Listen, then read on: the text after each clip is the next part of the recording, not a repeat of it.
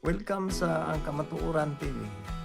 Sa atong kapanahonan karon, naghan kay tag na obserbahan palibot sa tibuok kalibutan, naghantag makita nga mga trahedya nga kulba kayong hunaon sama sa linog, bagyo, tsunami, uban pa nga mga trahedya nga kulba kayong paminaon. Labi na ang kining atong nasinati nga gira. Makahatag na ito pagka-discourage sa itong kaugalingong pagkatao. Imbis maning kamot pa ta, aron tang mabuhi. Ngano po no, nga naingon ali man ang kahimtang, na ay mga tao nga pobre, na ay mga tao mga dato, sobra ka dato, na apoy tao nga sobra ka pobre. Labi na tong mga tao nga naa nagpuyo sa mga kabukiran.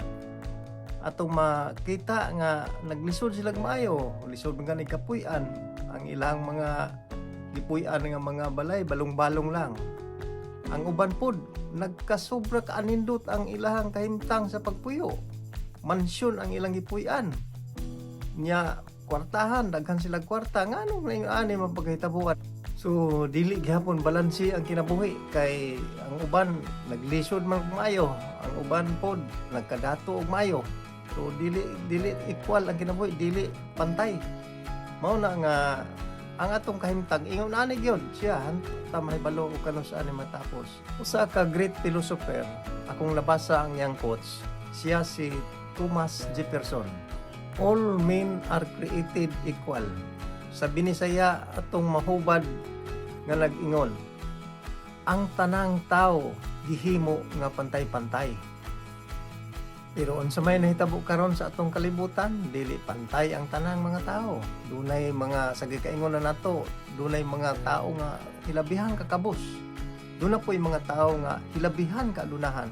So matawag na to nga dili pantay ang nahitabo sa kalibutan. Tungod kay ang nahitabo, ang katawhan lain-lain klaseng diskarte ang gihimo sa mga tao. Di na to ikalilong nga dunay mga tao nga mga malantip ug kaisipan. Maayong mangita o pamaagi unsaon sa pagpangwarta munang nadato sila ug di po nato kalikayan nga adunay mga tao nga mahina ang ilahang panghuna-huna, wala sila laing mabuhat o bakaha sa kahimtang, nagpabilin sila sa tumang kakabos sama sa mga tao nga nagpuyo sa bukid, mga tao nga wala maedukar sa katilingban. Pero bisan unsa pa ang nahitabo sa kalibutan kaniadto og karon, gihigugma gyud kaayo sa Ginoo ang kalibutan. Kani nag-ingon siya, kay gihigugma pag-ayo sa Dios ang kalibutan, iyang gihatag ang iyang bugtong nga anak nga si Jesucristo. At kinsa katong mutuo kaniya, dili gyud balaglag, hinuon makabaton sa kinabuhing dayon. Juan Kapitulo 3 versikulo 16. Sa mata sa Ginoo, ang tanang tao, dautan man og maayo, parehas. Gihatagan sa Dios og kagawasan ang tao sa pagpili sa maayo ug dautan. Kita mismo nasayod na, wala ini gikalilong nato kay sa tanan suok sa kalibutan naa na ang ebanghelyo sa Ginoo atong mabati, atong maobserbaran nga mauni ang kasuguan sa Dios niining atong kasamtangang panahon gikan pa sa sinugdanan tungod sa iyang pagmahal sa kalibutan. Wala sa gipihig mga dautan maning mga tawhana o mga maayo ning tawhana. Gani minganhi siya sa kalibutan dili para sa mga matarong, kundi mianhi siya sa kalibutan alang sa mga dautan, aron sa pagpamata sa mga dautan nga adunay Dios nga nagmahal kanatong tanan mga katawhan. Nagpakamatay siya sa krus, nagpalansang siya sa krus sa pagtubos sa tanan natong mga kasalanan ining kalibutan. So ining bahina, kita na ang mamalandong sa atong kaugalingon kung unsa nga kinabuhi ang atong sundon dinhis kalibutan mintras buhi pa ta.